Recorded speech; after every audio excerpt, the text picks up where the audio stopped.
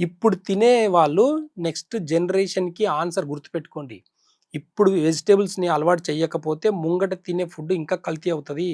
Vegetables ఇప్పటికి కొన్ని కల్తీ అయినాయి. ఆ కల్తీని కూడంగా సాల్ట్ వాటర్‌లో వెజిటబుల్ తెచ్చిన తర్వాత సాల్ట్ వాటర్‌లో కొంచెం ఒక 5 నిమిషాలు పెట్టిన తర్వాత మంచిగా వాష్ చేసి వాడుకోవడంలో ఎలాంటి ప్రాబ్లమ్స్ లేవు కాబట్టి చాలా మంచి హెల్తీ ఫుడ్ అంటే ఓన్లీ ఉడకబెట్టిన వెజిటబుల్స్, స్టీమ్ చేసిన వెజిటబుల్స్‌ని ఎక్కువ తీసుకోవడం వల్ల చాలా హ్యాపీగా డైజెషన్‌ని ఇంప్రూవ్ చేసుకోవచ్చు. డైజెషన్ ఒక్కటి బాగుందంటే ఫ్యూచర్‌లో వచ్చే క్రానిక్ డిసీజ్ ఏది కూడా రాదు.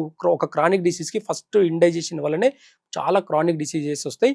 ఇప్పటికి ఇంత సైన్స్ డెవలప్ అయితే కూడా ఒక షుగర్, థైరాయిడ్‌కి, బీపీకి మెడిసిన్స్ కనుక్కోలేదంటే సిగ్గుపడాలే. కాబట్టి డైజెషన్ సిస్టమ్ ఒక్కటి బాగుంటే షుగర్ రాదు, థైరాయిడ్ రాదు, క్యాన్సర్ రాదు, బీపీ రాదు. ఇవన్నీ చాలా విషయాలు రావండి. మనకు డైజెషన్ నుంచే వచ్చేది ప్రతి డిసీజ్ కూడంగా ఒక జీర్ణశక్తి వల్లే వస్తుంది. కాబట్టి జీర్ణశక్తి మంచిగా ఉండాలనుకుంటే మార్నింగ్ 9 లోపల తినేయమని చెప్పండి. 7-9 లోపల తినండి.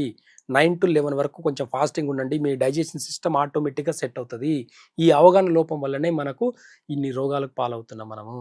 మీరు సంపాదించింది మీ పిల్లల భవిష్యత్తులో కూడా రేపటి నాడు హెల్త్ కూడా సరిపోవు గుర్తుపెట్టుకోండి. హెల్తీగా ఉన్నంత వరకే మీరు ఆరోగ్యంగా ఉన్నంత వరకే మీ ఆస్తులు, మీ అన్నీ కూడా మీ పేరు, ప్రతిష్టలు అన్నీ కూడా మీ చదువులు అన్నీ కూడా ఉపయోగపడాలంటే మీరు హెల్తీగా ఉంటే మాత్రమే పనికొస్తుంది. మీరు నేను జంక్ ఫుడ్ తింటాను, నా పిల్లలు బాగుండాలి, నా పిల్లలు వినరండి అనంటే ఇంకా మీరు చేసిన అలవాట్లని మీరే మార్చుకోవాలి కాబట్టి కొద్దిగా మార్చేదానికి అలవాటు చేయండి. ఖచ్చితంగా మీ పిల్లలు బాగుండడమే కాకుండా మీరు కూడా అవి తినుకుంటూ మీరు కూడా హ్యాపీగా ఉండి క్రానిక్ డిసీజులకు అన్నిటికి ఉన్న ఒక డైజెషన్ సిస్టమ్ బాగుంటే ఏ క్రానిక్ డిసీజ్ అయినా సరే మెడిసిన్స్ అవసరం లేకుంటది. కాబట్టి డైజెషన్ సిస్టమ్‌ని మంచిగా పెట్టుకోండి.